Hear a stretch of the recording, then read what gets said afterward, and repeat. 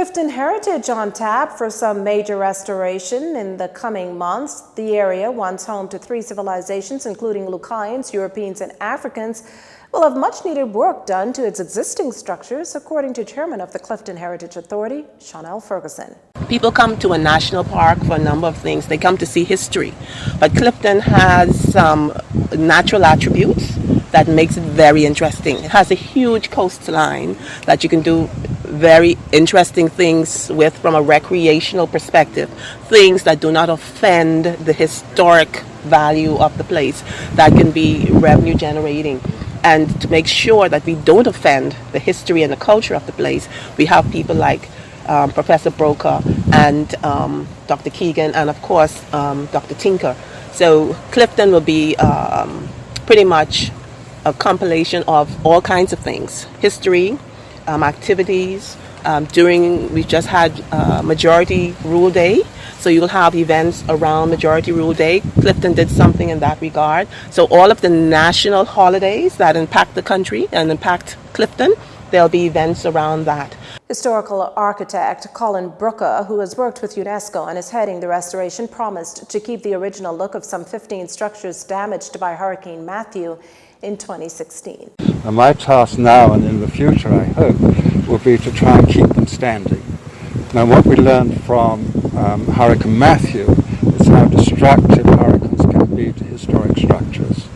And the damage done to Clifton was grievous. We lost a large section of the Great House. The 2 pillars that stood at the entranceway, as they're called, actually flanking the main doorway, came down and in their entirety, and when they hit the ground they just fragmented, so there's absolutely nothing left of them. The intention, I understand, is to resurrect that facade. We have information, we have drawings, we have photographs, and we have some of the stones, if not all of them, and so that can be reconstituted, because the entranceway there was an iconic kind of monument as far as many Bahamians are concerned. This is how they recognize Clifton. This is Clifton's logo, so that will come back. Restoration and preservation will include repitching of roofs, doors, and outside kitchens. A public-private partnership will assist with the expenses as to what Bahamians and tourists can look forward to once the process is complete.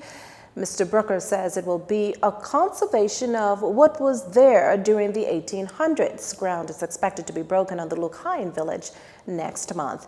And an open invitation for Bahamians to join the fight to promote a greater awareness of how Parkinson's affects those living with the disease, as well as their families.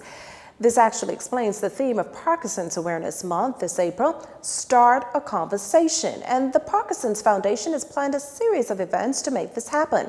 This includes a church service, workshop for caregivers, speech competitions, school visits, and a gala ball. A reported 10 million people live with Parkinson's disease globally, 3,000 of them in the Bahamas, and that based on the World Health Organization's estimation of an 8% population of any one disease. Parkinson's is the second most common neurodegenerative disease after Alzheimer's. Symptoms vary, but can include tremors, difficulty with balance, swallowing, chewing, and speaking, and cognitive impairment. To get involved, you can contact the Kingdor National Foundation or donate to the cause.